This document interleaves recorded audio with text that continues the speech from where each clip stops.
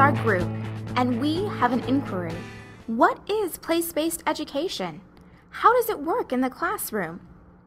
Sobel says, Place-based education is the process of using the local community and environment as a starting point to teach concepts in language arts, mathematics, social studies, science, and other subjects across the curriculum, emphasizing hands-on, real-world learning experiences. This approach to education increases academic achievement, helps students develop stronger ties to the community, enhances students' appreciation for the natural world, heightened commitment to serving as active, contributing citizens. Community vitality and environmental equality are improved through the active engagement of local citizens, community organizations, and environmental resources in the life of school. Let's look at it another way. Here's Jessica. Let's say she is a student in the Springfield community. Jessica meets Diana to walk to school. On their way, they pass a field. This field has been vacant for some time and is full of trash, overgrown grass, and wildflowers. Today, as she passes by, she runs into Brian. Brian is a rebel and likes to cut through the field every day. This upsets Robert, the landowner who lives next door. Brian and Jessica are 7th graders at Nebraska Writing Project University. In class, they are studying the parts of plants, the theory of supply and demand, multiplying decimals, and how to be respectful.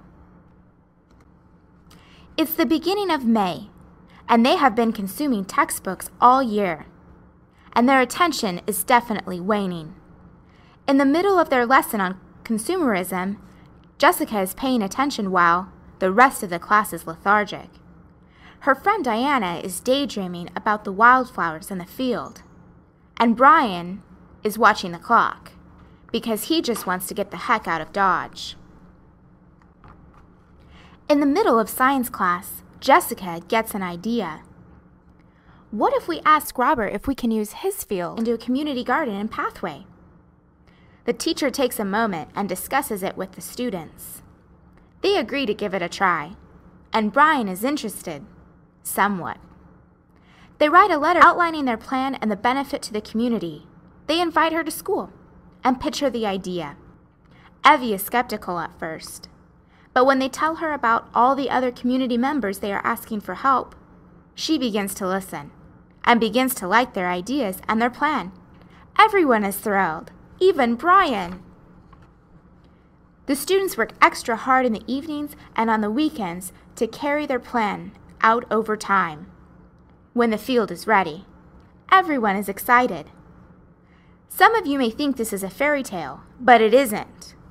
These are some real-world examples. These are the White Mountains.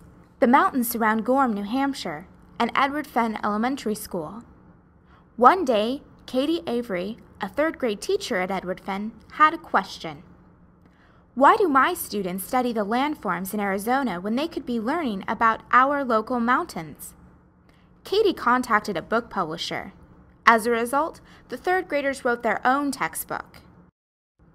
This is a hospital in North Adams, Massachusetts. Kids were scared of the emergency room. Roberta Sullivan, a kindergarten teacher, saw the need. Her students conducted research and then used their knowledge to write a book and design art. Before the project, uncooperative children had to be restrained. After the project, no one has been restrained. So where do academics fall into all of this? Let's take a moment to think about it.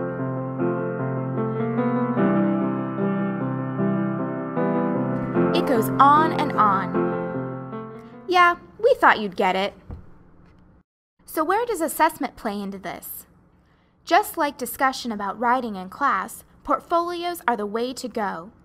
That way we get holistic evidence about what students learned via their work, and students get to show their creativity in meeting standards, rather than scripted assignments like tests. But assessment is not the bread and butter of place-based education. There is a Mount Everest of positives. Place-based learning is full of problems. But the good kind of problems students have to solve, which makes them more invested in learning and using those higher-level thinking skills we all love. Place-based education makes sense in learning theory since students learn best connecting prior knowledge to situations they're familiar with, like school and neighborhood. And students don't consult their lifeless textbooks, but rather each other to answer questions and solve issues. But what kind of issues are these students solving? That's right, community-based issues. So Evie down the street can hike that trail, recycle those bottles, make a BLT with lettuce and tomatoes from the community garden. But that garden's not the only thing organic. The entire project is. There's nothing scripted about it. The project goes in the direction the community wants it to and adapts to needs that pop up. Place-based is cognitive, behavioral, and emotional. So not only is Brian smarter, but he's... Actually, it's safe to say that all the students at Nebraska Writing Project loved the project. The garden gave them a chance to be active producers in their community. And even better, it motivated them to continue to care for, use, and learn from it. All the students out there are not only happier being connected to their community, but they are a whole heck of a lot smarter. And isn't that what we're all going for? Remember Evie, Jessica, Brian, and Diana? Well, they are no longer students at Nebraska Writing Project. They are teachers now, each planning on bringing place-based education into their classrooms. And they have a lot of options. Care to join them?